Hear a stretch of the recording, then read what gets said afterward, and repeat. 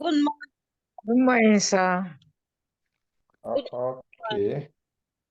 Uh, the host, are you the one that started the meeting late today?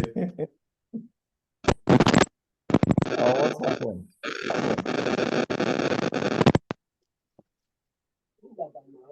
What's causing this sound? No, vai, foi tranquilo. Manda. Ah, toro when you go home. Please, can everyone mute their mic, please? Good morning, class. Good morning, sir. Like someone's mic is not muted and it's causing a callback. Who is that person? We are just 8 this morning. Please mute your mic, everyone, so that we can start. Okay. Can you hear me loud and clear? Yes, sir. We can hear you, sir. Very well. Yes, sir. I guess your night was fine. I've been trying to join since, but somehow the meeting was not started, so that's fine. But we are here now. We are supposed to finish today, round up the lecture. But because of the break, we'll still finish. We'll still be able to cover. But just know that by 12 o'clock, we will not stay till 1 or 2 today. At least you are supposed to have break, isn't it? Yes, and sir. enjoy yourself, Salah. I'm sure Elizabeth wants to go out and enjoy herself today. That is Salah. You have Salah friends. Eh? No, sir. I'm not going out today. I'm at home, sir. Okay, now. So we can stay till 2 No, I'm o'clock. not. I'm at, So are you saying yes, sir. are you suggesting that we should stay till 2 o'clock? Sir, as you lead, sir. Wherever you're, Okay, let's try as much as possible. you're our leader. No problem. We try and stay by 12. We should be able to cover end of the course today. And then thereafter, it will be revision as it has been scheduled before. So I didn't do something. I wanted to do something. Can I type something here? Sorry, I want to make my details complete. So give me just a few minutes so that you see it clearly.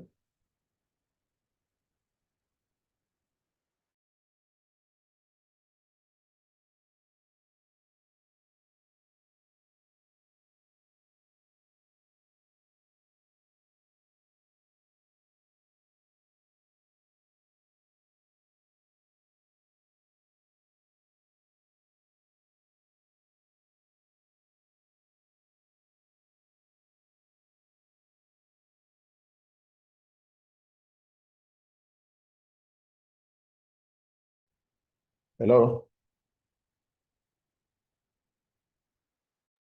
Well, with you, sir. We can hear you, sir.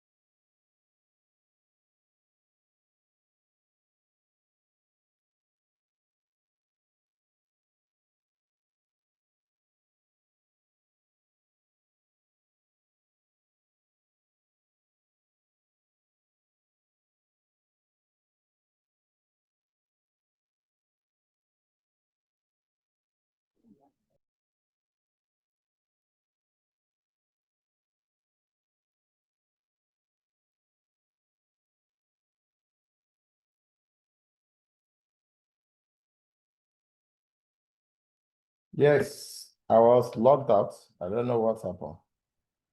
Probably because I was typing. I'm back. I hope you can hear me.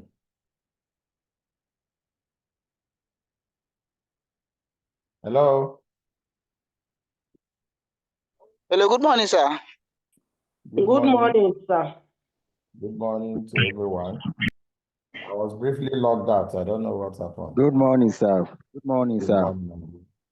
Good morning, everyone. Dende, Amos. Morning, sir. I hope your night was fine. Yes, it was very fine, sir. Okay. Even though I did sleep.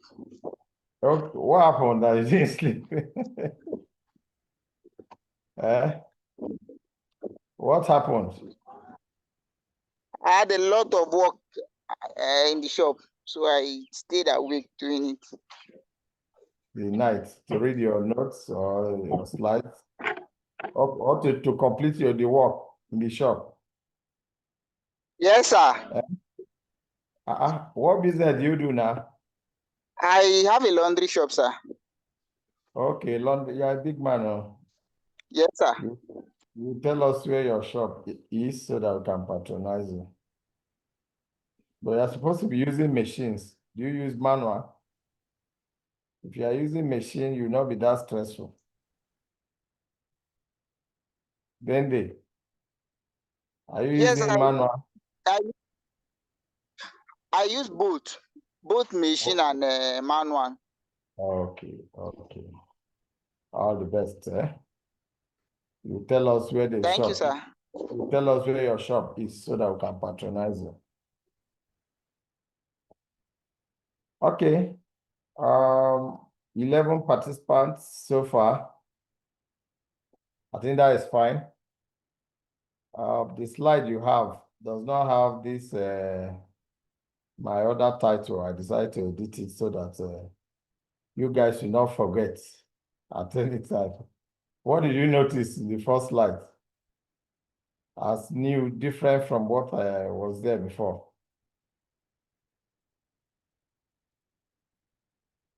As my profile, what did you notice? Any changes? Or you didn't notice anything?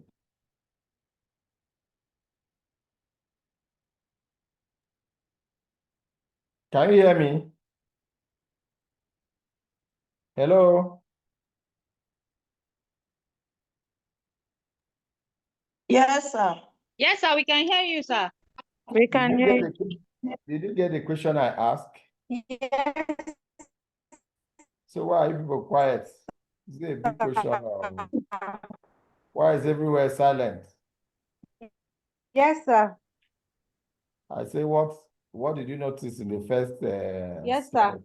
sir. The change there is social standard and sustainable development.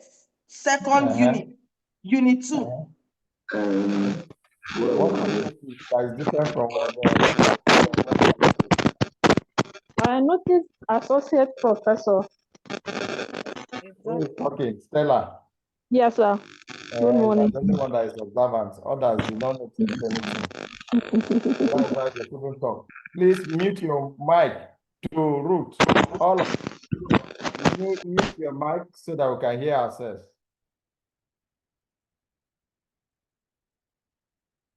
Okay.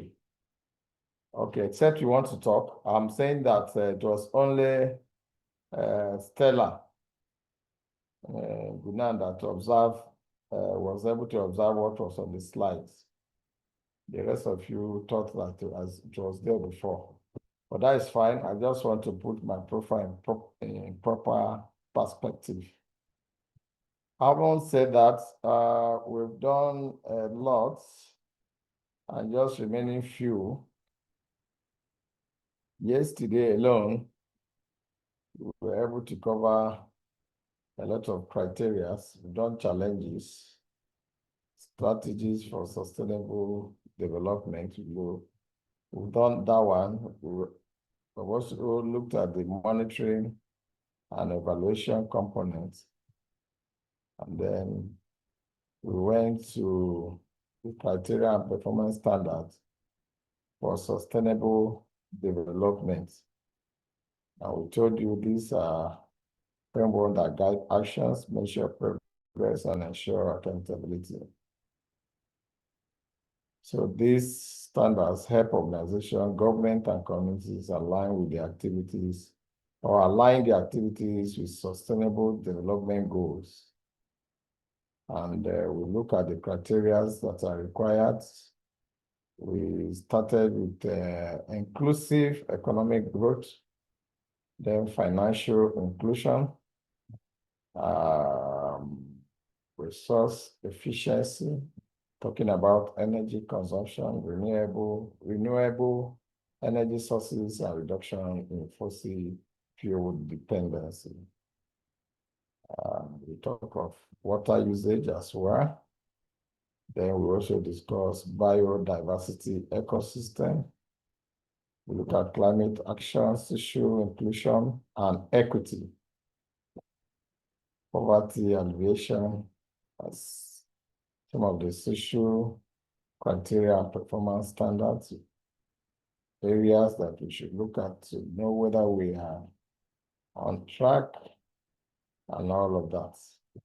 Human rights, we discussed extensively in good governance yesterday, where a lot of you impressed me by looking critically at what is happening around us and say one or two things based on good governance. It shows that the consciousness that you guys have about what is happening in the environment. Social standards, or generally IPES, is always interested in practical application of what is taught in class to the real world. And that is why oftentimes I try to give opportunities for you to express yourself. And one thing some of you do not know is that by trying to make suggestions or inputs, even respond, give answers to questions raised, I understand your limitations. Some of you, you have the answer, or sometimes what you are presenting is not directly related to what I've asked you. Some of you, you have the knowledge or idea of what you are to present. But when you are presenting, it looks differently. So the essence of our interaction most of the times is to ensure that we are on the same page. Because if we are to ask questions in exams and you are unable to present your points adequately and the way it's supposed to be, you will not be there to defend yourself. Because when I'm marking your script and giving you scores, I'm looking at what you have presented. Sometimes I might not have time to understand that this is, if you are not direct, if you are not answering the questions directly as I've given you. So it is important to note this. And I think that is when most of some of our students used to find, or most students, you ask a question, they don't understand the question very well, and they go and start answering the question. Every question that is asked, although we discussed that in the revision class, in our revision class, we are going to teach you, I'll let you know how to answer questions so that you don't miss roads or go off the roads via of questions and give us OP. Because if you give a question, no matter how, if you give an answer, no matter how beautiful, if it is not related to the question, you just put OP and then move ahead. Then you say, this course that I wrote very well, a lot of people have been saying this. It is because most of the times you are not very careful observing what the question demands. Our questions most of the times are related to real world, what is happening realistically. Like what some of you were saying yesterday, that we don't need flyover or overhead bridges. And I took my time to explain to you. I expect that those of you that were saying you don't even need flyover, to say that in terms of governance, there is no adequate participation. And then you can give yourself as an example that you don't even see any reason for constructing roads. That way you have answered my question. And then because of lack of participation, that the government is not carrying people along like that, majority of the people, including myself, that I'm speaking, that is yourself, because me, I understand. Then you can now go ahead to say that, so why do we even need the bridge when there are other critical activities or infrastructural decay to be repaired and all of that? Now that is my thinking. I may be wrong, but due to maybe what I consider as lack of involvement of government, of the public in decision and policy formulation, I feel that that road is not necessary. Not to tell me that the road is not important, when we all know that there is traffic everywhere during December, like one of you says, and festive periods. We used to stay 1 hour, 2 hours in Makodi just to move from high level to the university. So on several occasions, and people have been worried, a lot of even staff, workers coming from town, and even transporters going across Benue. A lot of people used to divert. You don't know that when people use the road, the state roads that are created, in some way the economic activities is improved. Every people that are passing by, some of them will buy okpa, some of them will buy rice, some of them will see clothes, some of them will buy yam. Yes, someone wants to speak. Okay, please, if you want to speak, raise your hand first. Don't just speak at random. Is that okay? If you want to speak, I want to see your hand raised like this. You know, when I say your hand, I mean the online hand. So once you do that, you just wave, I'll give you opportunity. So that is that about what we did about governance yesterday. In as much as some of you could not coordinate well, you made your points known, and I'm very happy for that. There's no perfect students in the class. The only person that is perfect with respect to this course is Dr. A.I. Ochalebe. The rest of you all are learners, and you are here to get useful insights. Is that okay? So, Yeah. All right. So we also look at the legal institutional framework and legislation yesterday, enactment of laws that promote sustainability and institutional capacity. I was going to pause here yesterday for us to look at the institutional capacity, whether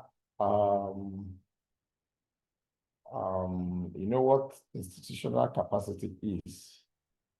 Like the government of Benue State, they have ministries, agencies, parastatals that are supposed to carry out government functions, regulations, and implementation of government policies.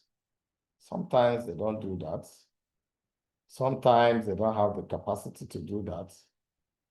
And you see that I was telling MSc class yesterday that in every government, the engine room whether it's a federal or state, the engine room of the government is the ministries. The ministry, if properly function, if it is functional, a lot of things that we complain about, you will not see them, because every state, every government has a Ministry of Information, Ministry of Education, Ministry of Police, Ministry of all the agencies and parastatals that are supposed to formulate policies, monitor the implementation, and even carry out the evaluation. But in reality, what do we have? Our ministry, those of you that your parents, your brothers are working in ministry, what do they do? I want to hear from you. What do they do in Makode? Once they go to, if you have gone to any ministry, what do they do most of the times? Elizabeth, do you work in the ministry? Yes, sir. We didn't hear. What did you No, say? sir, but I visited there some time ago. I visited there some. What did you I observe? don't work in the ministry, but I have friends that worked in So what did you observe? ministry, and I visited them some. And then they don't even carry. What I observed in the ministry when I visited was that some of the colleagues are not always on seats. They are either in Okay. their houses or do as they do. Okay. They go to work very late.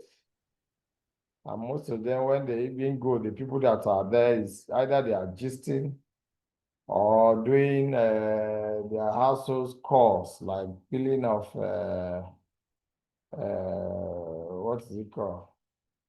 That Peeling of egusi, melon. Eguisi.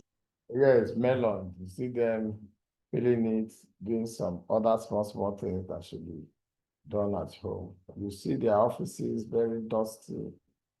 You see their files are very old, meaning that they don't even have functional files. This is what you observe all over ministry. And once you destroy the engine room of any government, you have destroyed the working of the system.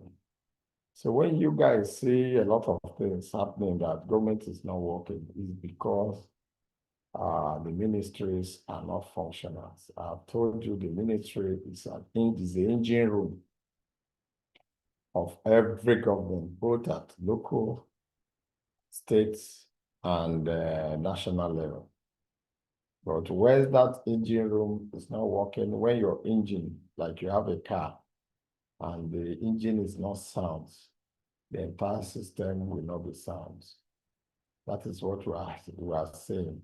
And unfortunately, government to government fail to recognize that fact, whether they are aware or they are not aware. But they have not used the ministry, strengthened the ministry.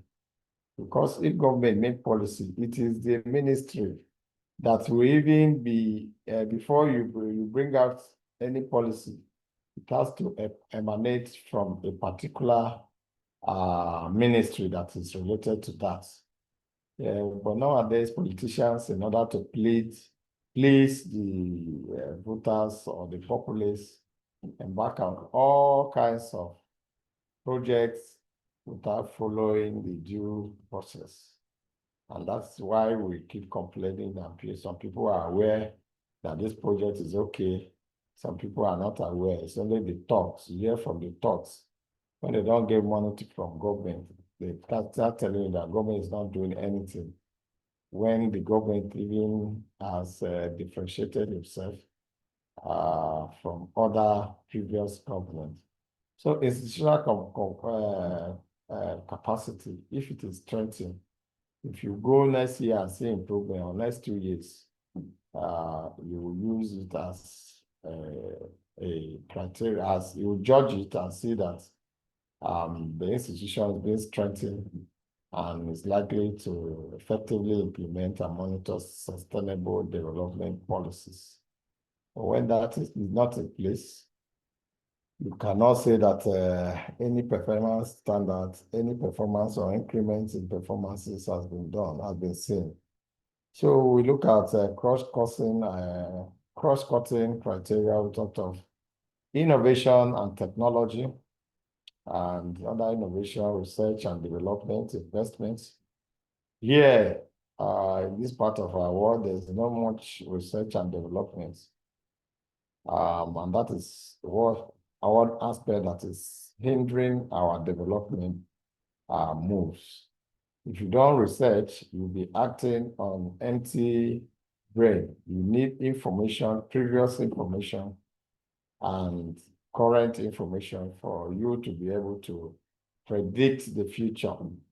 In Benue State, in the next 10 years, there will no longer be floods. Or the other way around, you may say there's going to be serious flood and all of that. And when you identify that based on the data you have gathered, you should be able to say that plan towards what to do. But yeah, we hardly go into research. When monies are released for research and development, they give it to people that are connected to them. Even the little research and development like you guys are going to do very soon. Some of you have mentioned, like Chidima, she said she's my supervisor, project supervisor. Very soon you will see research and development. You will discover that across Nigeria, there are several, sorry, let me take my water.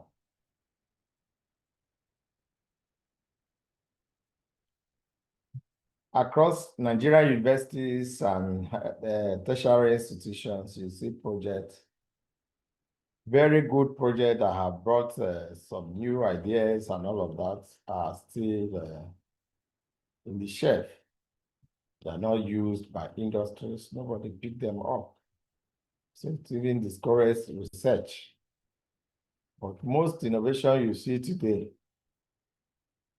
the iPad, this Zoom that we are doing, all of that technological improvements that you have seen is as a result of someone research and all of that.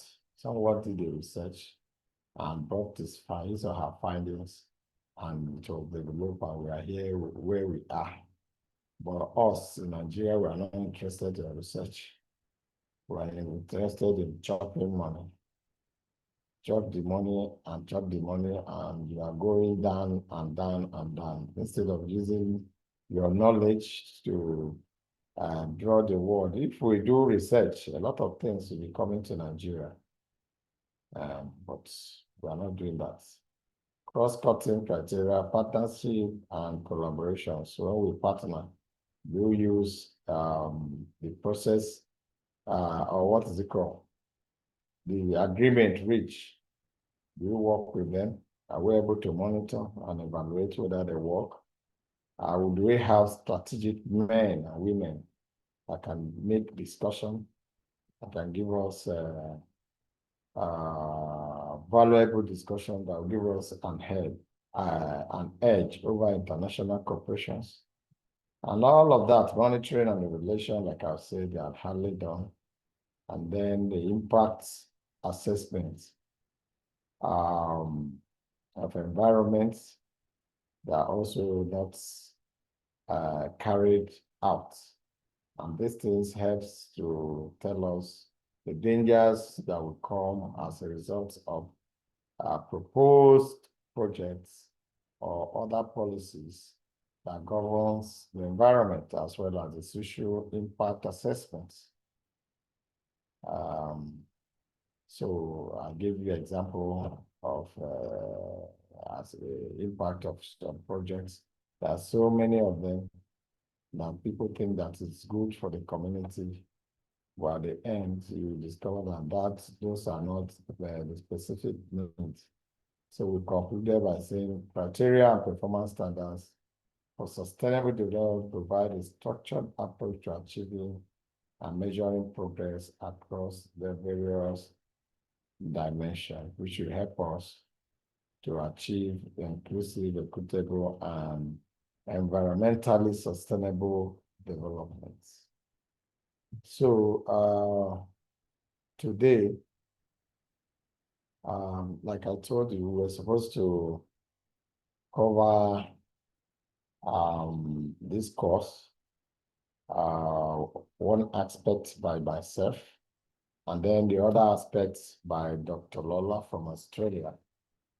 But he's not around, so I have to take course alone. So you can see the slide is slightly different from what was produced before. And these additions are not in your list yet. I'll try and forward it to you so that I can make use of this one. So that because this one is more, it's now comprehensive more than the other one. I hope Elizabeth will remember to remind me so that I can send to her. The international benchmarking for environmental and social risk management is one area that is part of our course outline. So we shall be looking at it briefly. And can I ask, based on what we covered yesterday or based on what I've said so far, do you have contributions to make or comments? Do you have any question to ask? I used to tell my students that if I teach you, if I'm giving you a lecture and you tell me there is no question, no comments, no contribution, it means you are not following. And you shouldn't deceive yourself. It means you don't understand what I'm saying. If you understand what I'm saying and you are following, there should be questions that should be probing your mind, or things that you'll be thinking that you could add, or things that you feel that, but this one may not, there are things that you can say, make comments and say that you agree with all that have been said, especially in this area, this and that. But you guys, when I said no question, except when I start calling your names, then you will start responding. I always wait for somebody to start before you add your own. There was one person that I asked question yesterday. We are 10 today. And the person, I said the name is strange. The person did not talk. So let me. Precious Okpe. Have you been active in the class? Precious. No, sir. Good morning. Good Yes, morning. I can hear you. Yes. I've not had you. I spoke with the. You said? I've been in series of. You've been busy. I've been in series of meetings at the office since Monday. That's why I've not been active. But from what you said today, what was catchy for me was because of the last meeting I had. Hold on, Precious. Okay. Let us understand you very well. You say you've been very busy. Doing what? In office? I've been in a meeting. I work with an NGO. I'm not hearing you. I can't hear you. Okay, let me use an earpiece if you hear me. Okay.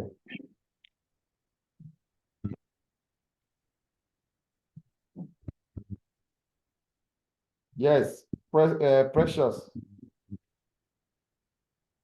That mic, or what you say? You say? Can you hear me now? Yes, you can hear you loud and clear. So I said I've been in series of meetings with, for instance, okay, what caught my attention in today's class was when you mentioned the fact that the government partners with other maybe civil societies for, as in looking for a way forward. That was, I think that was like 3 or 4 slides back. Yes. So now that that got my attention because yesterday we had a meeting with the Benue State Council on Climate Change because of the announcement of flooding that may be coming into the state. So the government is trying to partner with NGOs in Benue to look for a way forward on how to mitigate the problem of flooding in the state. So actually it happens, as in government is trying to partner with CSOs and all that to look for a way to solve social problems and climate problems and all that. So that was what caught my attention in the class today. That is very nice. I wanted to ask you which what you were doing, while you were busy, while you are in class. Why you will be distracted while you are in class. Once you are in class, everything other thing is off until you finish the class, isn't it? Yes, sir. That is how it's supposed to be, because assuming it's a physical or face-to-face class, you are just, you're either in the class or you are not. So that we are doing it online should not take your attention. Since you are here to learn, you face it, you can always, just 2 to 3 hours. You have 24 hours, up to 21 hours. You can also do your reading so that your attention will be full. You don't encourage part attention. You encourage full attention. So like what you have said, what we're saying is whether at some point there is a partnership and collaboration to solve issues related to governance, and also whether there are collaborations that government can enter into to solve social issues in the states. And I was saying that in most instances, governments don't hardly use people that are strategic enough, well-versed, that can go into partnership agreements or even collaborations. If you bring people that because they are your relatives, but are not versed in the field that is being discussed, you will get little because their knowledge base is low. You can go and download everything and give to government, but at the end of the day, because the skills and knowledge that is there, that is required, is not there, you just be reading without making useful impacts. Some of these international partners, for instance, when they go for international agreements, they look at their national interests, not individual interests, and they go with the best of brains that can talk, and when you see their presentation, you'll be intimidated. You might not be able to say anything, but the aim is to ensure that they have an upper hand when they are discussing with you. Like what you rightly said, issues of flooding is an issue, it's a great issue in Benue State. But there are basic things that the government could do. Well, since you are in our class, you are part of the class, we can give you expo so that you go and collect money and do your work very well as NGO. Much appreciated, sir. You say? I said that would be much appreciated, sir. If you look at our environment, for instance, we have a long stretch of the river that is passing, that is River Benue, that is passing through virtually every local government in the state. Yet we are not interested in dredging the river. Yaradua wanted to do it, unfortunately, is not around. It's not above state government. It is told me can we put it as a project and partner with federal government, because there are opportunities, a lot of opportunities to be gained or to be achieved through drenching, apart from reducing flooding. Because part of what is causing flooding is when there is high level of the water, there's rise in the water level due to heavy rain or release of water from other places.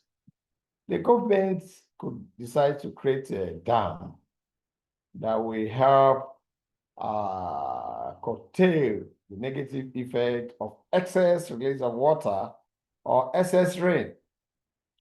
Apart from that, you know what is causing flood most of times in the cities is as a result of the blockage of drainages. So the government could encourage, I think they have been doing it sometimes, that individuals that from our houses and all of that, the drainages, the gutters that we have, we should be careful how we drop certain things and then ensure that the gutters are cleared. Another thing is that people are encroaching.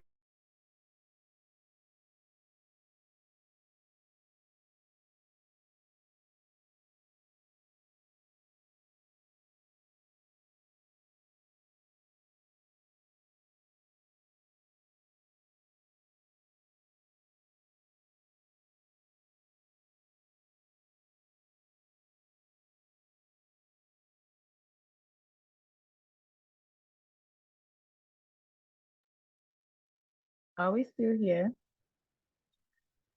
Yes, so maybe Yes, sir. the net out. Okay. Or channels for which water should flow.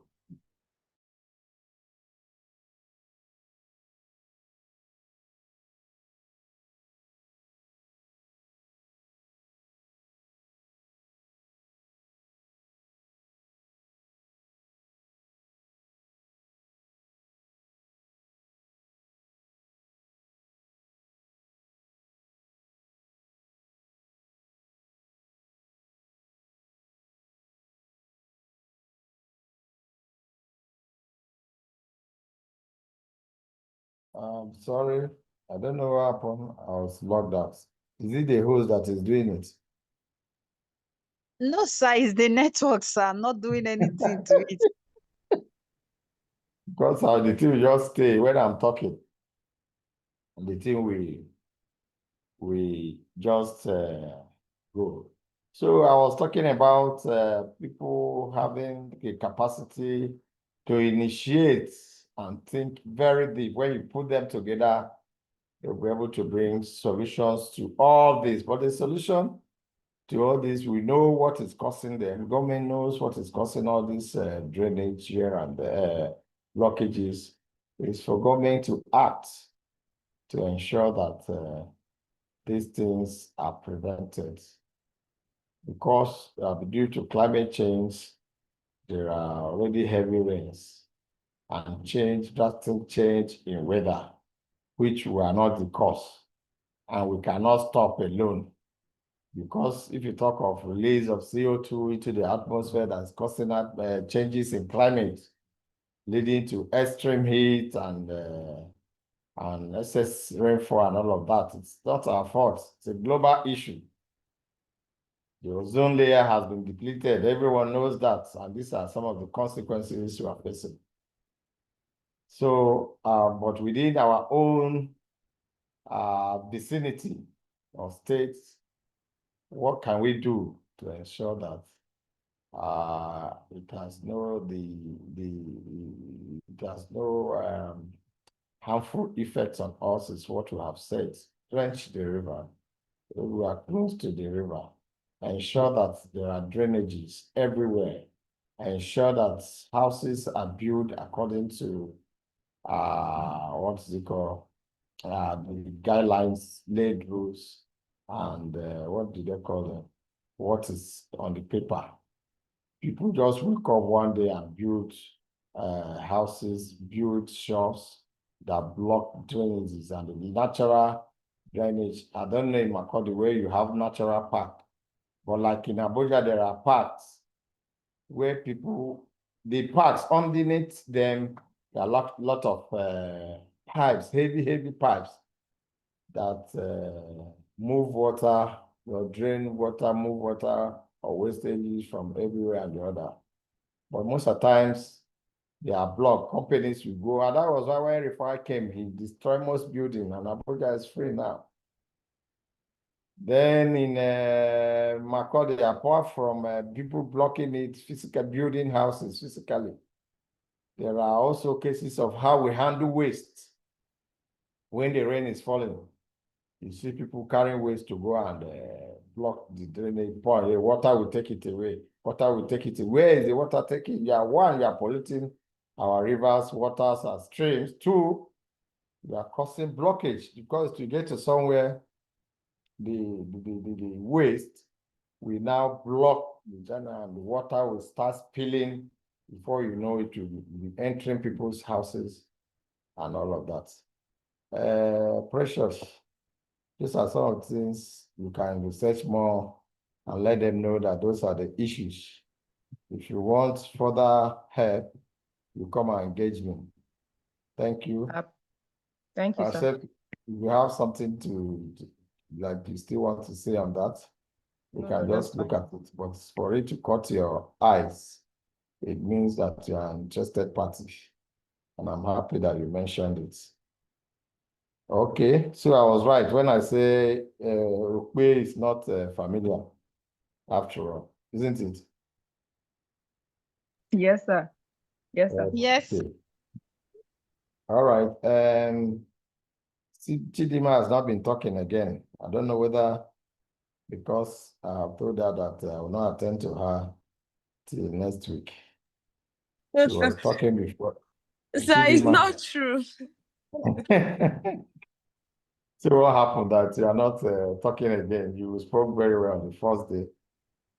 But since then, I have not heard your voice. And I think, wait, before Chidima, to Ruth Mbana was the person I was talking about yesterday, I guess. Who is To? To Ruth Mbana. He's here and I'm seeing her. She's not close by. What she does is just put on her mic and you just join and run away too. No, sir, it's network that kicked me out. I don't run. You don't run, it's the network. Yes, sir. What did I advise you yesterday to do? You said I should change location. So have you changed location? I changed location. Good. You can see that your network is very clear today. So what do you have to add to our discussion so far?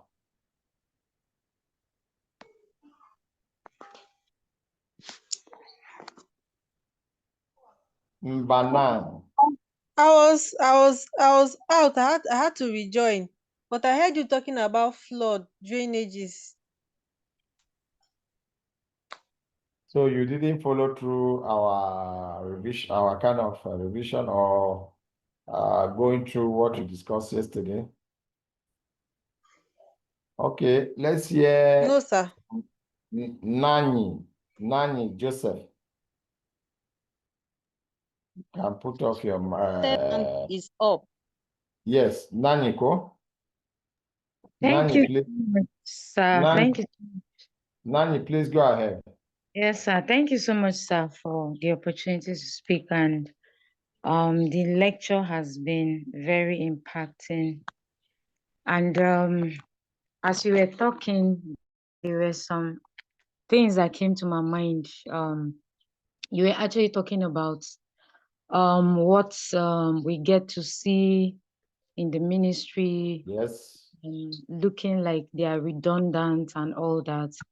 And then when I was about to talk, you spoke about leadership, because that's what came to my mind, because everything boils on leadership, because when the leader is visionary, it tends to carry the people along.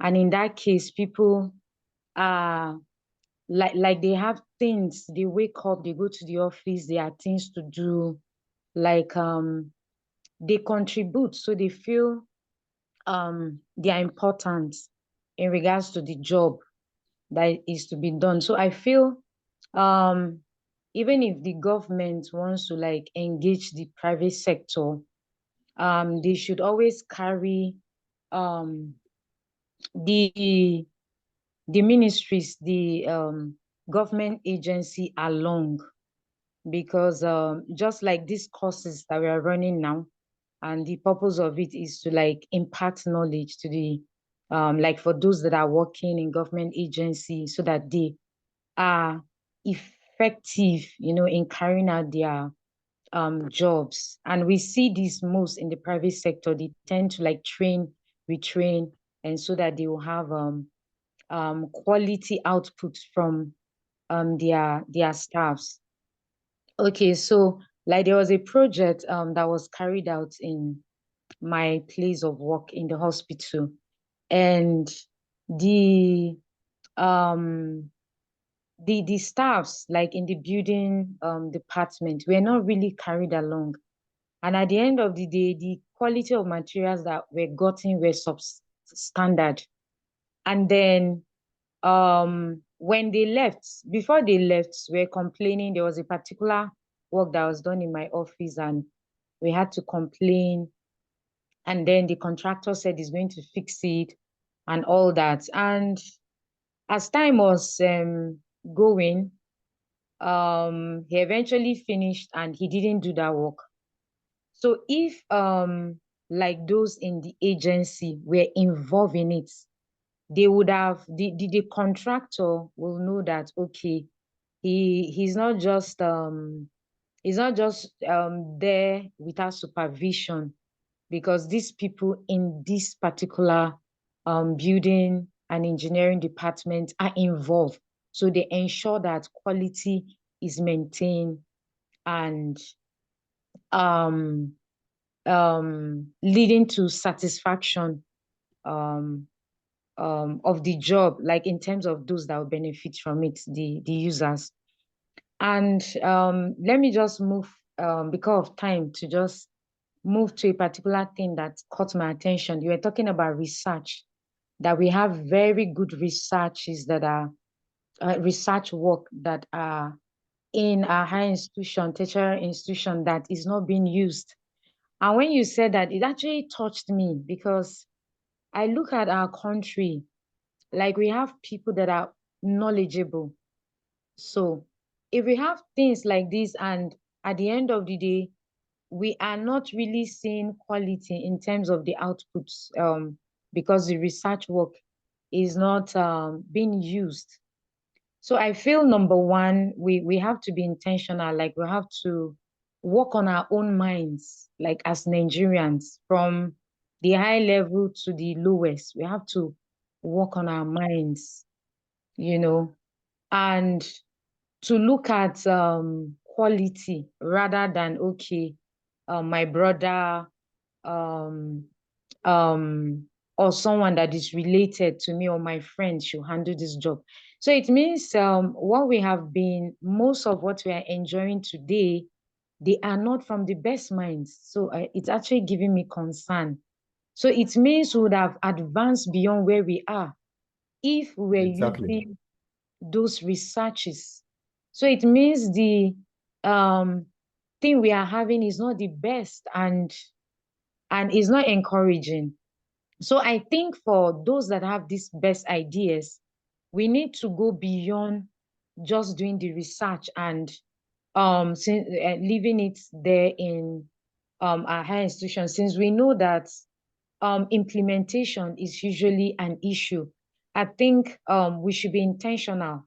We should participate in politics. We should participate in lobbying, so that it's not like we're getting there to um to just eat money, like you were commending the your state governor, like in regards to what he's doing, and that is not about eating money and all that.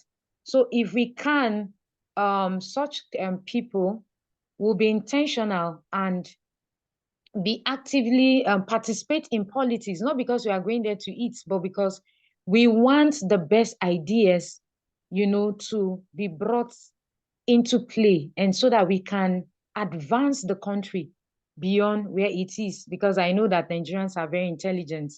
So it's the implementation. So getting there, lobbying, doing all it takes that is within doing all it takes that is good, getting there for the purpose of this idea, baiting this idea that will liberate, that would also improve, our means of livelihood in terms of our GDP as a country. So I have much to say, but because of time, sir, I will just want to stop here. So thank you so much, sir, for the lecture. It has really exposed a lot. Nani, thank you very much for that your wonderful contribution and insights. But I was going to ask, Nani, I thought it's a male name. Nani, where are you calling from? Because there's Nani, there's Joseph. I was thinking that this Nani is a female name because Joseph is hardly a surname. Yes, sir. Nani. Yeah, I'm a female, and Nengi is my first name, and then You're from Joseph where? is. I'm from Plateau State, but I'm in Abuja. Oh, all right, Yeah. all right. So can see that your view actually has made me realize that some of you here, you are also conscious. The consciousness is there, and you are ready to serve the country, and we are ready to know the truth, face the truth. I want to encourage us that don't hide your thoughts, especially when it comes to play. You should be able to. What we are discussing is a practical class, something that affects us, how to ensure that we develop as a nation, so that they will stop calling us developing countries, is what we are discussing. Because if we're able to meet our developmental needs or go today, tomorrow, and in future, all of us will be happy. Generations, our children will all be happy. And that's why we are here. Like the issue in the hospital, monitored, and also lack of participation process. People are not involved. And like I said, linking it to what we are teaching, the ministries, it's Ministry of Health. Before those projects, even though you have director and all of that, before the project is embarked upon, the Ministry of Health is fully aware in the states. If it's not aware, it's also kind of things that are happening, that the ministry is not effective and all of that. But they ought to be aware. If they are aware, they will be the ones to supervise, to ask questions, to say whether the director is doing the right thing or not. And then because the director doesn't know how to do the right thing and the paper is submitted, they know what to do to ask whether to ensure that the project was properly handled and no one was changed. Even after the project, normally when you do a project, they give you like this 6 to 1 year that whatever happens, you still go and fix them. If where things are rightly done, even if you are not part of because actually what is it called? There are agents, what is it called? departments that are responsible for certain things. Even in the university, in every system, you have all the departments that are responsible for different things that need to be done. But unfortunately, like I said, that's where we find ourselves. The only thing you can do is that once you have knowledge, before, if you don't have the knowledge, you know it, but you cannot coordinate it. You cannot, all those things, just to complain about government. How do I come in? Is the consciousness that is being raised in this class. You ensure that if you are related to a director, you are related to a politician, you can talk to somebody about a particular thing that needs to be changed. Be bold enough to say it, don't compromise because it's your brother that is involved or your sister that is involved. Once you can raise that consciousness as Nigerian, I'm happy that people are even becoming very conscious of happenings in Nigeria. Before, people think that when you go to abroad, then you are all and all. Abroad is where there's milk and honey and bed of roses. People know better now. And when I was discussing also a master, we brought the issue up. I was happy how people respond. Don't think that when you go to abroad, when you go leave the shores of Nigeria,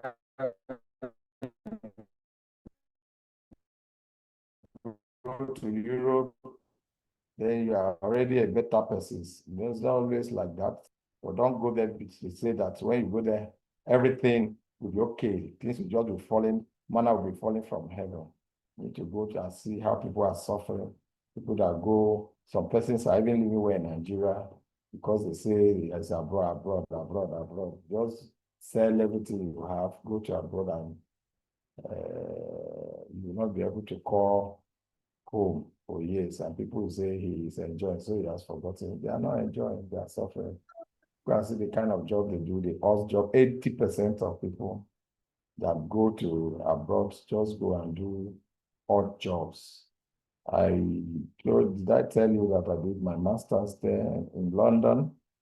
If you don't know, I did my master's there because I graduated with a first class. I was sent there for scholarship, and I observed life there. And if I realized that if you don't have anything to do, just come back, JJ. Some say, why didn't I hustle there and stay? I said, I went for knowledge, I've acquired the knowledge, I have to come and disseminate the knowledge. Instead of staying there to be cleaning toilets, washing, cleaning the streets, the job that old women are doing there for us, and washing dead body and all kind of us job. I choose to come back to Nigeria. There are better opportunities, of course. I will utilize it and come back to my country. So people know now that if you just go abroad and you're not doing it, it's not the best. The younger ones that are going, that don't do anything, I want to japa to where you go and kill yourself. Some of them, I think I watched the video in Arabic countries, where if you go there, there's one underground they do, they'll just carry and put inside, people die inside, girls, boys, all of them, they pack them in the same thing. You stay there and do all the things. You will weed there, you pull there and everything. When they want to use you, they carry it out, bath you small, use it to go and clean something and take you back. And you have heard of people dying everywhere. Anybody that comes and tell you that, let's japa, or especially you ladies, well, most of you here maybe are married, or you have the younger sisters or something that tells you that he wants to marry you, he will take you abroad. I think at some point that was happening, they were using means of carrying people there to enslave them. Someday they will even kill you and do rituals with you, come and do all kinds fake marriage, spend, because when you convert dollars to naira, there's money, you spend like 5 million or 2-3 millions in your wedding and buy you some things. You don't know that that is the end of your life. If anybody comes from abroad and says he wants to marry you, ask him what is he doing. Be sure Anybody that is not working, if they are not working, just like they do rituals in Nigeria, if they go there, they put you in their own room. No, Igbo will not come and ask you. Igbo is not like where you go and visit. They visit, their own is nuclear. They don't visit families, everybody to their own. The person takes you to the room there, it can kill you anytime, like to feed you and then kill you anytime and use it for rituals. Because if it's done in Nigeria, they might hurt him because people visit, people look at this. So it's easily done. You come and say that there's no ritual police, we do them. Camera will be on. What if you switch off the camera? So, who is talking? Mute yourself, please. Is it Ahmed? Is it Ahmed that is talking? Or who? Please mute your mic. So there are a lot of things that are going on there, and Nigerians should be cautious of them. Don't just believe that the developed world is better than us. We as a country can change our country if we are conscious and truthful to ourselves. Tell yourself the truth. If you work hard, you will succeed. And when you are close to people at the top, all these things as students of Cyprus or World Bank students, certified students, people who listen to you, they are highly respected. And it is because of this knowledge that you have acquired. So don't take it for granted. Don't look down on yourself. You can do anything so long as it's legit. Don't go and do illegal things. And don't tell your friends, go and make money and bring it. To make money abroad is not easy. All of them are also suffering. Just like we have people suffering here. They're also suffering. I used to tell some persons at 70 to 80% of Nigeria, that is the point I wanted to complete before I continue, that travel abroad, go and do odd jobs. When they come back, they start painting themselves. Maybe before they come back, I was there. I see some of my people, the kind of things they do. But before they come back home, they will go to the best places and snap, go to this and all of that. When they come, and then I told my students in the last class that you can imagine how people go from the village to go to Lagos and go and sleep on that bridge, do 100 or 001 to survive. So they work with one jeans for a year, turning it back inside backward and all of that, just to survive and hustling. Then when it is December time, they will package themselves, buy like 3-4 jeans, new shoes, new whatever, go and stay in one good hotel or one snap pictures and go to the village and spend 1 week during Christmas and say they are big boys. If you can picture that, that's what most Nigerians do when they go abroad. Just few of them that have employment later and all of that, and especially those from the health sector, especially the nurses and medical doctors that got job before going there, or I think they can succeed there because they pay their nurses and doctors heavily because they value their life. So they don't want the age, go there, take care of the age of their children and all of that, you are heavily paid. So those people, if they say they are doctors or nurses and you are actually certified, you go there, you are likely not to suffer. But every other person that tells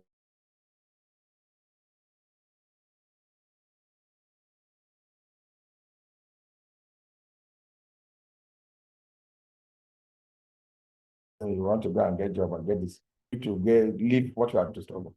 If you want to go to Italy, if you are not consumed by the water, or what is it called? Yes, when they are shipping, a lot of them will go and waste. Nobody cares.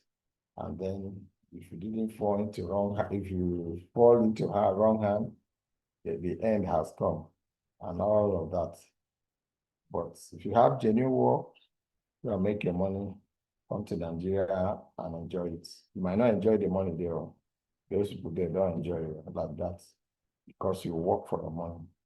And there are several taxes that you need to pay. As a student, I was paying taxes. You know, when you bath, here you pay for water bill. There's wastewater bill. The water that I bath and it's outside because it's to be taken care by someone. They'll bring it for you in dollars, then in pounds anyway, when I was there. That's UK now, okay, pounds. So there are a lot of bills. So why, if you are watching television, why color television, you pay to color, otherwise it's only white that the government gives you. So there are a lot of bills. If you have car parking space, you go to the market space for this thing to park your car, come to your house. Or a lot of bills that are incurred. At the end of the day, the money you have is for feeding us small things. Except you are a dubious person that you go and do criminalities. You just blow at a time and come to Nigeria that abroad is the best. And you can't do that because even then, they struggle to meet ends meet, especially except you belong to the top. There are villages there, just like Nigeria. I beg, let us leave that one. If I tell you the stories, plenty stories, you will not leave this class. But the truth is that somehow to a large extent, their system is working, but ours is not working. And they will do everything to make sure so that ours is not working. We should ensure as citizens that we are conscious of that. Look at what is happening in Burkina Faso. That the president, one man, who should sack the other one that was compromising and came and sent all of them away. When they come with all this, their aid, their everything, they have their own target, they have their own reason. They come with plenty of dollars. No nation in the world accepts do such things as we accept in Nigeria. You can't bring down that person's currency and be spending in your own country. You are weakening your own currency. When they are coming, they do everything is in dollar, but because the few individuals that will have access to it, they will enjoy. But the rest Nigerians are suffering because of these dollars they are bringing to the country. You might not know why your exchange rate is decreasing on a daily basis. These are part, there are so many reasons, but this, like bringing in their dollars to weaken our economy is one way that they are destroying our currency. But we don't know because if you are two persons, if you are employed by World Bank or IMF, now they will be paying you in dollars. But then because they have a strategic interest, they do what they want to do and succeed. But in Nigeria, we are not yet there. I hope one day there will be someone to liberate us. So today, like I said, we'll be looking at the other components of international benchmarking for environmental and social framework. There are several issues and challenges in the international benchmarking of environmental and social risk management.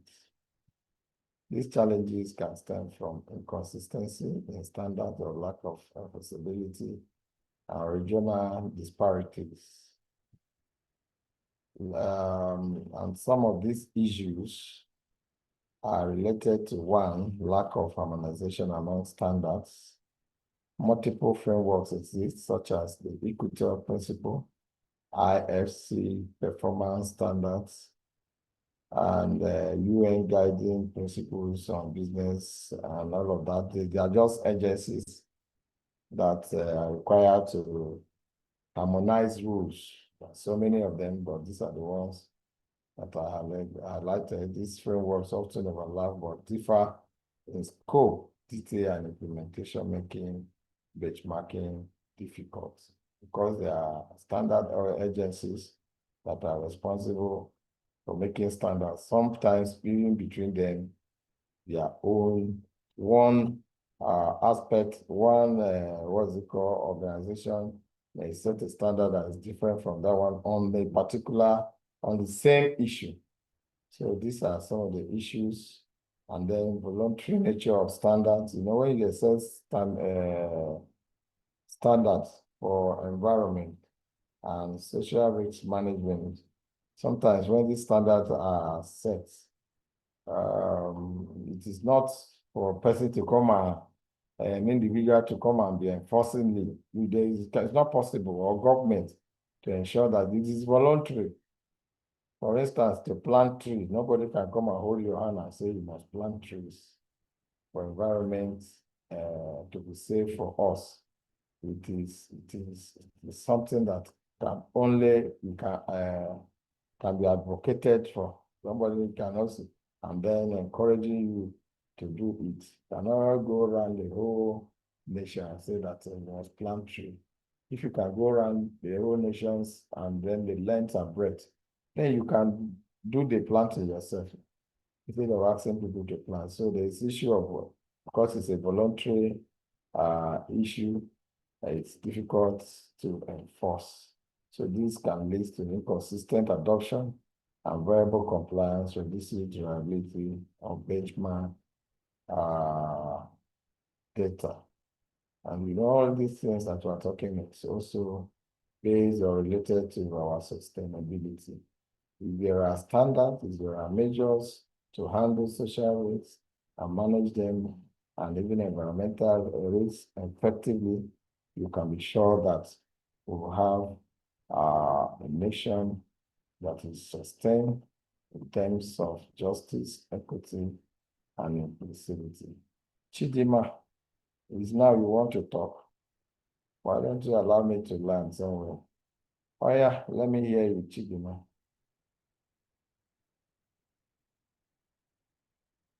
Yes, Okay, Chidima. sorry, sir. I didn't intend to disrupt your conversation, sir.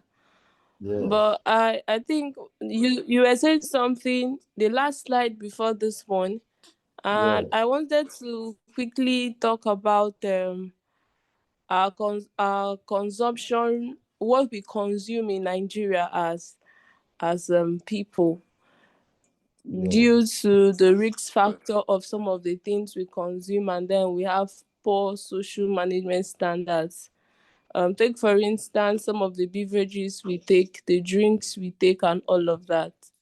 Whether we like it or not, they are affecting our health, because there is no regulation that helps to know how those things are produced. I know there is NAFDAC and other organization that oversees consumers' health and all of that, but it is not really implemented. Now, yesterday was World Environment Day, and it was talking about beat plastic pollution. There are some of the plastic bottles that are being produced, PET bottles, different types of plastics that are being produced. But in real sense, some of these products don't really deserve such packaging, because if you look at it, it does not serve any greater good. Sometimes, if the water that we take now, it's not good to expose the plastic water to sun, because as it's been exposed, methane is being diffused into the water, and it is not healthy. But because of we have poor consumer management standards in our country, it does not serve our greater good. So if it's really implemented, it's not just being a policy and then it is passed and all of that. If it is really implemented, it will serve the greater good of the people and reduce health hazards, especially with the rate at which people children. You see children of 3 years having cancer, some are even born with it, and you're wondering what is happening. It is environmental hazards and then poor protection of what we consume that causes it. Thank you, sir. That's what I wanted to say, so that it will not skip my mind. Thank you, sir. Thank you so much. That is a lovely contribution. I'm happy about that. That was it in this class. I was telling you that everything here we consume in the States is adulterated. Our master's class. Was it here? I gave an instance that even the pepper, I went to Jos, and then this other dry pepper, this small pepper that you put in kose, akara, and all of that. Was it in this class, or I shared it with master's class? In this class, sir. It was in this class, good. It's in this class, sir. Yes. Makode is coming. Anyway, we don't have conscience. And those that have, nobody wants to do anything. Even the regulatory agencies that are supposed to handle, they are not doing it. And I don't know, like I told you that time, I'm going to do advocacy for that. I've been speaking, maybe because we are in the States, on certain aspects of our life, on national FM station, the rail power. If you're in Abuja, must have heard one or two this thing that every 3 months or so, I always go on air to talk about some national issues once I'm called upon. So if you didn't hear my voice, maybe one day you'll be listening to Rail Power, you will hear, the next time you will hear, possibly they say Professor AI or Charlie there. Now it's doctor, but by next year, you will be saying it on air. That is, we talk on national issues. Even before the government removed subsidy, I was interviewed before, after exchange rate, everything, what's it called? Fulani crisis, high price of inflation effects on agriculture and all of that. I've heard my view on air. But I've not been yet been invited by the local stations.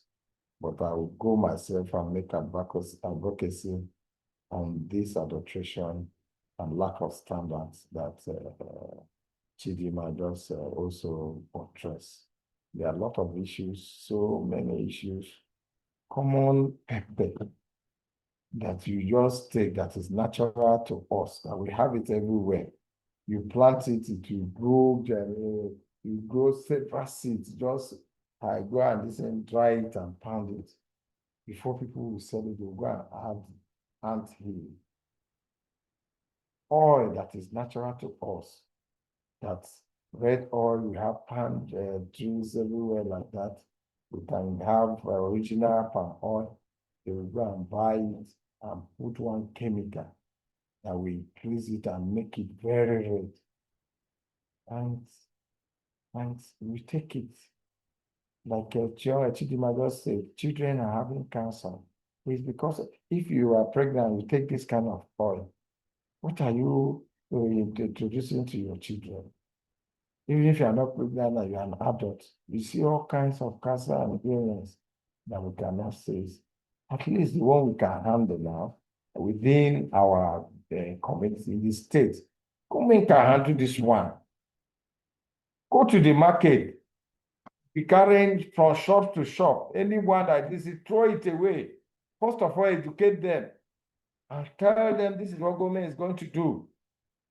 If you sell any fake thing, anything that is adulterated, they will throw it away so that the women will not say selling it there. I didn't know, they have spoiled my money. Educate them first.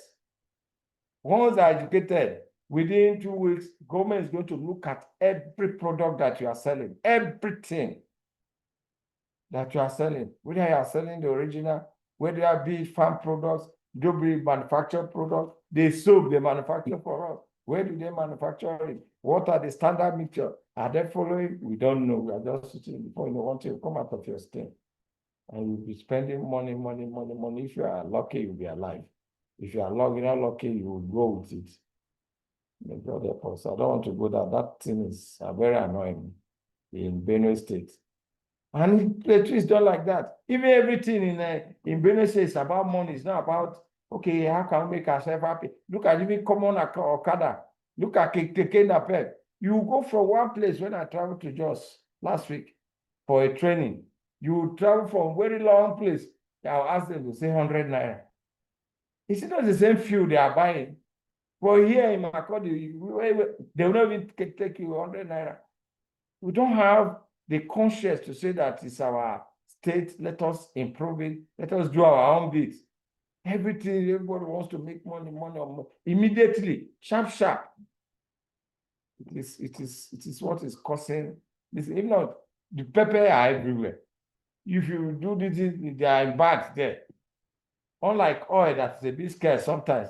But even at that does not warrant if government know the source of these people, even selling these things, they will start from there. Because the market women may not even know the cost. All the one, this one did it, he made plenty money. Me, man, let me do it. That's what how they do it. They are innocent, say to say. Because they might not know the health implication. But you and I know. If you don't know before, at least Chidima has said a lot about that. And there are several items like that that are adulterated. You go and buy meat from market, you don't know that it's a sick cow or sick animal that is being sold to you. And nobody to monitor. You do your own, you go and eat, you have money, you want to enjoy yourself, you're eating chicken, it has been fried, you don't even the feeds that they feed to this our chicken. There are some that they give them chemical. Within 2 weeks, it has grown to adult, and you are consuming it. Whereby all these things, they have minimum chemical that should be there. You say you are enjoying, you carry your family, go to this thing, and then you don't know that you are eating chemical, you are destroying yourself. Because those feeds that they feed, you see that this one is big. Like what I hardly read that even a fish that we eat, those things they used to feed them, it has chemical. Although you cannot rule away chemical, but there's a minimum standard. But because we want to make sharp money, we go and pack chemicals and they increase within 1 week. Chicken that's supposed to, even normal chicken, if it's 1 month, and even is this normal our local one, will they grow up even in 3 months? Will they be mature 3-4 months? They won't. And that is the processes that is required to decongest anything or decontaminate anything harmful before they are consumed. Within 2 weeks, you come. What of the chemicals we spray on our beans? The beans we eat, the cowpea that we consume. You put chemicals so that this, and then nobody is monitoring. How long has it stayed before it's being moved to the market? God that is saving us. But if we continue like that, something will happen in Benin, everybody, because our own is worse. I went to Jos, I bought pepper, I don't like all those, might not go to all those big things. I like to sample small things. I went and bought akara in the morning, put their pepper. The pepper was real. No sand, no nothing. I just put it. It reminds me of the one we used to have while growing up. But today, go to market, buy that same pepper. Some persons say if you come and pour it in water, if you see that most of them will be hanging on. Naturally, pepper is supposed to be on this thing. Some use some method to know the truth. So I think as a citizen, is a way of creating consciousness. The way is precious. Go and do your NGO around that place. So don't be doing only the one that they will give you dollars. So you need to do advocacies. Talk to other civil society that are with you. Talk to them about this. What do you think? This thing is real. It's in every market. Even the way they package this is the way they slaughter our animal. If you go there, nobody to monitor. I went to Togo here. If you go, and we were buying something, I came across their what is it called, where they sell their meat. Nobody put meat openly and go and set it public.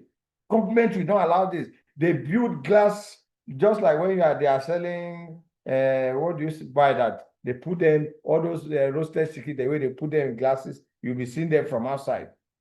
That's how they build this thing. If you don't do it, you cannot sell meat in public. Because fly, but that is in the market, is not expected to touch any meat or any consumable. Anything that is directly that when you do take it from there is just to go and cook at home. You cannot sell it in the open. But go to our markets, fishes that are bad, fly will be hanging on them or even on everything. Nobody to control them. And we think that we are alleviating poverty when you give people money, when you go out and do all that kind of things, when the basic needs. The individual cannot do that. It's only the government. Governments and their agencies. Don't worry, when people hear me on this one, you say I said it. are going to do advocacy on that. So there's also limited stakeholder involvement. I think we've talked about culture. Okay, cultural differences. Okay, voluntary nature of standard, we have talked about that. Cultural regulatory differences. Local interpretations of social and environmental issues vary widely by country or region. Because the country that is gaining, we don't want to say that they are policing, they will look at it from the economic perspective. And then limited stakeholders involvement, like we always say, people are not much, or stakeholders are not carried along. General policies or approaches, general policy approach to achieve environmental qualities. I think we have mentioned part of it before, but I think I like 3 or 4 of them here. Regulatory approaches, command and control. These are laws and regulations that set specific limits on standards for pollution and resource use, emission limits for CO2, sulfur, and all of that. Technological standard requires scrubbers on smokers and all of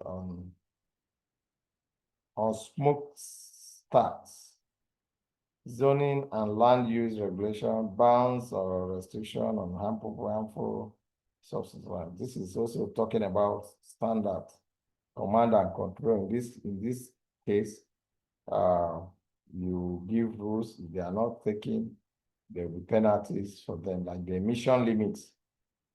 We don't have issue of emission in Nigeria like that. We don't have industry, CO2. How many CO2, apart from the cutting down of trees, that the CO2 that will be utilized by plants are being taken to the atmosphere? We don't use nitrous oxide, sulfur dioxide, and all of that. We release little into the atmosphere. But in developed world, that they have industry where they generate electricity through the use of coal.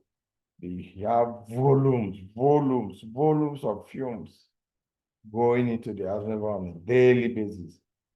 So government can control that in their country by saying that the maximum limit that should be released per time or per day, per second, and all of that. It could ban certain use of certain harmful substances, just as leaded gases. I mean, anything lead is very, very harmful. So these ones are just general approaches to achieve environmental qualities. And then market-based approaches. This one is just talking about economic way of handling it. You can pay, you can subsidize certain, if government thinks that the use of coal is causing a problem to the atmosphere for generating electricity, and the electricity company needed diesel or something that can help power their plant, they can subsidize it, and they can even give tax credits for renewable energy and electric cars. If you are using an electric vehicle, you'll be encouraged, giving you some credits. We don't use, they are not affordable. They will give you money so that something in form of money, but call it credits. And then once you go to a particular station, they will give you that diesel instead of petrol. And tradable permits, tradable permits is something that they are using now. You can go to the international market and then or world, they have their centers. You can buy permits for you to release certain amount of carbon into the atmosphere. If you are releasing maybe 200,000 per cubic, all those they are measures. Then they will ask you to pay certain amounts. So if this country, for instance, Nigeria, has a tribute to means of maybe 1 million, and they are just using 100 out of it, thousands or so, they can sell it to other countries that wants to use it, as well as pollution charges. or fees. If you are polluting the environment, like water, you are doing a company and your waste is being is polluting the water, they can charge you based on the waste that you release so that you reduce or find a way to reduce the destruction, release of waste into the water environment. Voluntary and cooperative approaches. This involve businesses, communities, and NGOs. Precious, are you hearing that one? NGOs working together to improve environmental outcome without strict mandates. Public-private partnerships. Is Precious there? I expect you to say noted. I'm hearing you, sir. I've seen it. Noted. That's what I want to hear from you. Not Noted. hearing me. Hearing me means you are not going to do anything. You are saying it. Noted. Thank you very much. Do voluntary and cooperative approaches to help our environment move forward. And then these are some of the mitigation hierarchy for social risk and impact. The hierarchy approach for mitigating social risks and impact refers to a structural process used in project planning and implementation to avoid, minimize, mitigate, and if necessary, compensate for adverse social impacts. This hierarchy is just like a stage. What do you do first to the next one and all of this hierarchy is widely adopted in environmental and social risk management, and that's why we are not showing it. E.g., the World Bank Environmental and Social Framework. The World Bank Environmental and Social Framework and IFC performance standards. I don't even know what is, I can't recall what is this IFC. People should go and Google it and tell us the meaning.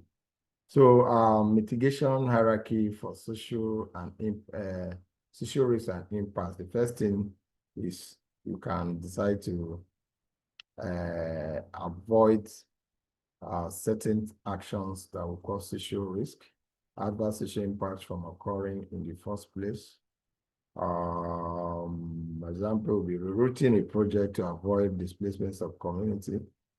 So in this aspect of avoid is examples or related to that is you can reroute a project to avoid if you are constructing a road now from say Bajimba to Benue State University, and you discover that there will be problem, you now corner it to the old road and then improve, because maybe due to some obstacles or people will be displaced, and displacing those people will not be good.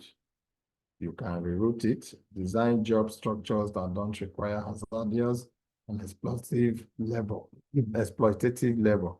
And sometimes people are exploited, and if you discover that this, what you are going to bring in place will be exploitative, you can avoid it. So avoiding activities near culturally and spiritually significant sites, like roads if you want to do it, or you want to bring a filling station and it's too close to where people will gather plenty, you can decide to avoid that. The second step is to minimize. You know that it will come, those risks will come, but you try to minimize it. So that's why they call it hierarchy, mitigation hierarchy for social risk and impact. You can decide to avoid, you can decide to minimize or reduce, limit the intensity or extent of impacts. Like an example of such would be limiting the size of duration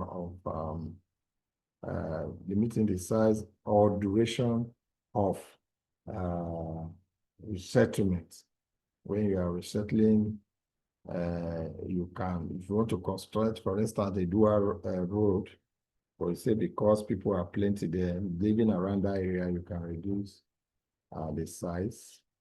Or if it's going to take a very long period of time to resettle them, you can reduce this thing I'm doing by way of reducing their suffering. Using quiet machinery near communities to reduce noise disruption. Yes, that is understand. Facing construction to reduce temporary labor influx impacts. If you can do it in phases so that people will not be exploited because you're overused. Those are some of the ways to minimize, mitigate, or remedy, take actions to alleviate or repair something harm that have been caused by unavoidable impacts. First, you can do it by providing livelihood restoration programs for displaced families, ensuring healthcare access in communities exposed to project-related health risk, and then offering psychosocial support in areas affected by social tension. So these are some of the mitigation hierarchy that can be used. And then the last one, now not the least, has to do with compensate or your offset, provide fair and equitable compensation when impacts cannot be avoided, minimized, or fully mitigated. Cash compensation for loss of land and housing, cultural preservation programs if heritage sites are affected, and community development investments. That is, if people have been affected, we can build schools, clinics to offset destruction. Maybe school has been affected or things distance because they have been resettled as a result of displacement a very far distance. You can go to communities close to them and build schools or clinics to take care of their skills and health issues. So this is how far we've gone with this class. And I think we can end it here today. And then we'll be going through it. I'm sure you have, how many weeks do you have? You have like 12 weeks, isn't it? 12, 13, or 15 weeks for this course. How many weeks? Like for your program, PGD, this first semester. Yes, Elizabeth.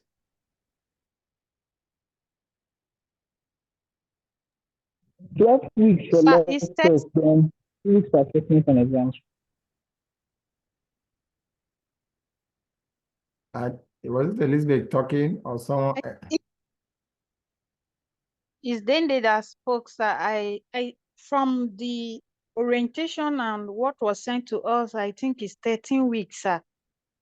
Okay. The revision and Intensive exam. teaching is for 1 week, then revision. Yes, sir. I didn't get that. Sorry. Obonga Elizabeth. I said intensive teaching for it. Yes, sir. I'm speaking, sir. Nani, bring your hand down. Okay, I'll get to you. Don't worry. He said I said intensive. from what was teaching for 11 weeks, 1 week for revision, and then 1 week or 2 for exams, sir.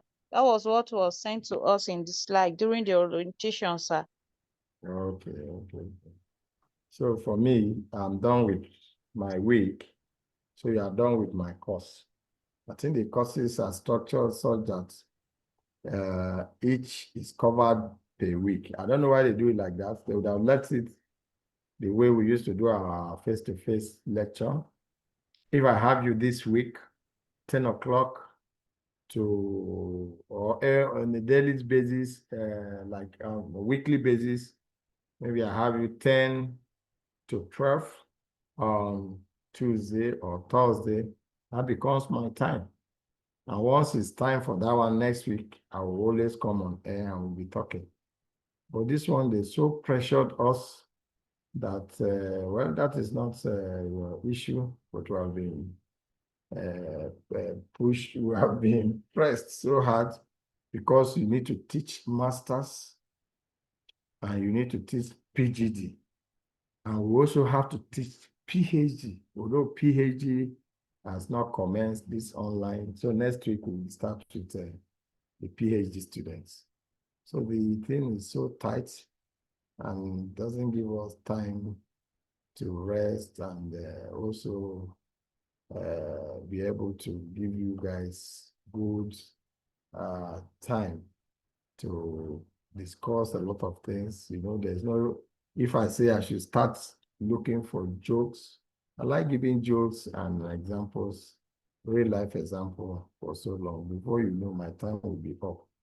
So I just allow you guys to discuss and then talk about what we have done.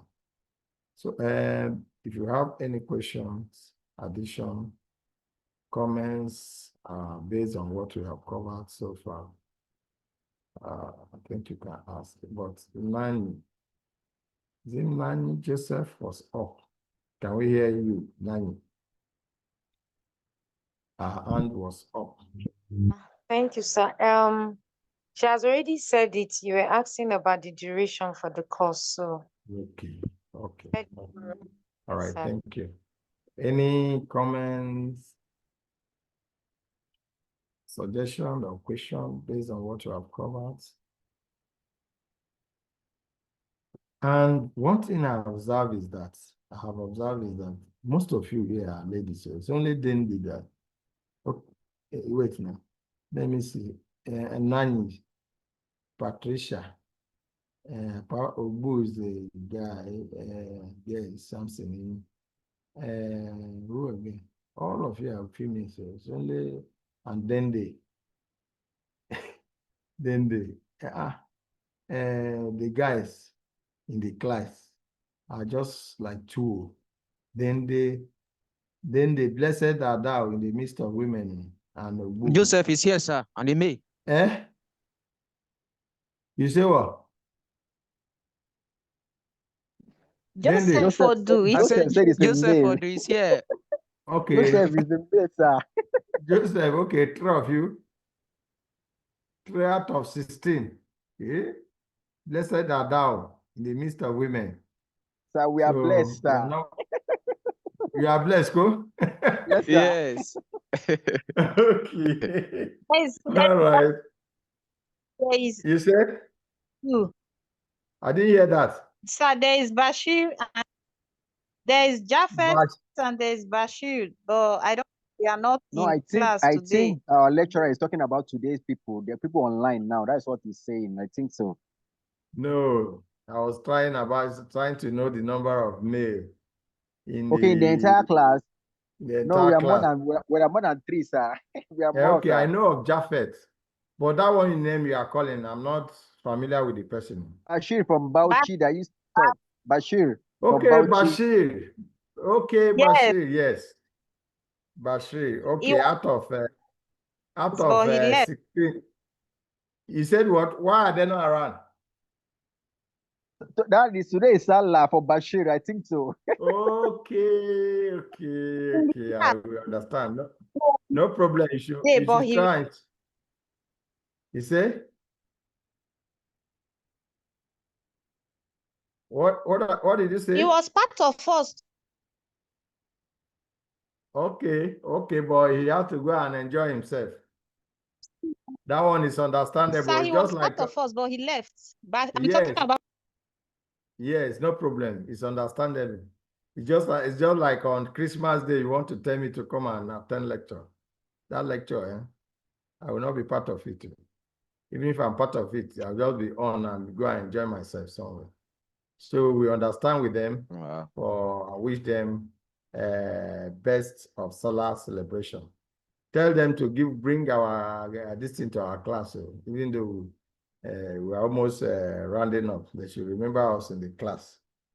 The number that I was saying, that is one thing that we used to say. If it's female now, if it's male that dominate, they will shout Gender bias. This class, they admitted only boys. They refused to admit women. We don't know why. This. So what will you say now? Is this one gender bias or gender fairness? Elizabeth, is it gender bias? Some of you will say it's not gender bias because there's more women than guys. Eh? It's not gender bias, sir. I hear you. Okay. I think on this note, if you don't have anything to say, Elizabeth, what you need to do is to remind me of if I finish, or maybe you don't need this. This one No, that I've covered is I'm going to remind you immediately, sir. immediately we close, go, so that everyone can have it, and then we study it. You have my phone number, you have my email. If you have any question, as at that time you were teaching it, I thought I understood it. I didn't understand this aspect. I'm always available till after your exams to support you. And then by the time we are coming for revision, let me plead with you in your own interest to be part of the class. Because some of the response, like I've said before, you might get a very beautiful idea and you don't have a way to understand the question that is asked, you will have issues.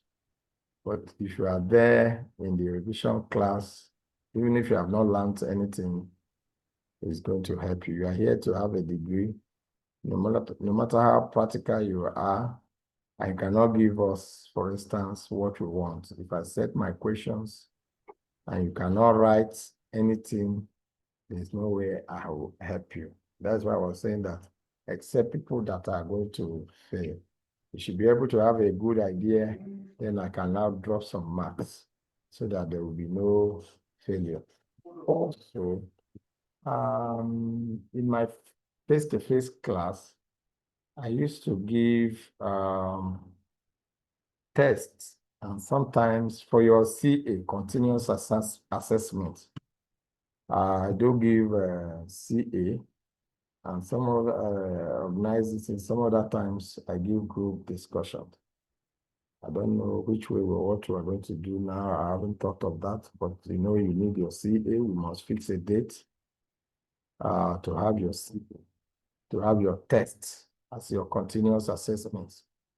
You know, your CA is, I think, for PG is over 40. An exam is over 60. So well, I think PG school changed it last year that exam is 70 for all levels, and test or CA, continuous assessment, is 30. Whichever way you are going to write it, you are going to do a continuous assessment or say assessment, you'll be assessed before the exam. Is that okay? So not just from my course, Lisbeth, do me a favor by reminding me so that we can fix a date that is okay. You can discuss with your class and we decide what to do. Even if it's group discussion, I think that one will be physical. I don't know how we'll be doing group with discussion. I think there's a way you separate it to group. We can do it online, but I don't know. I'll look away. If we are doing group discussion, I'll look for a way. And if it's to write tests, you put a date that all of you will come and write tests. Is that okay?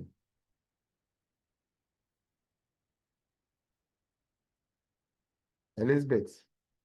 Yes, sir. Okay. Sir, I will suggest the one suits you for us. But like you said, I would discuss with my classmates, the one that will also be convenient for us.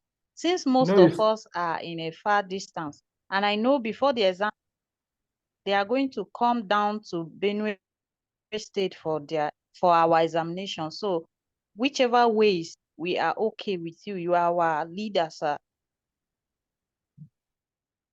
Okay, we will see. That is between me and you and your class. So, but just remind me so that we can. Hello, sir. Yes, I'm with you. Can you hear me? Can you hear me? Yes, I can hear you. I can hear you, sir. I said that is not a problem. Your duty is to remind me so that we can have some understanding. Then you relate it with your class. All right, sir. All right. On these notes, thank you so much for coming, and best of luck in all other subjects that are courses that are remaining. I wish you best of luck, and go and enjoy your Salah and celebrate gradually. If you have a Salah friend, go and do it gently and quietly. Best of lucks and all the best. Thank you. Thank you so much for your time, sir. We appreciate you. Thank you for your patience, sir. We appreciate you, sir. You're welcome. You're Thank welcome. you so much, sir, for all the Thank you, sir. lectures. You're welcome. We love you, sir. Same from here. Thank you so much. All the best. And I hope you give the same cooperation to other lecturers, the way you muted your mic. Thank you, You sir. know, we heard ourselves very well, and the class is orderly. It's very, very important that you do so. I think at this point, you have come to the end of the lecture.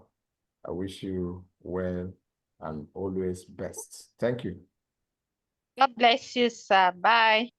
Bye.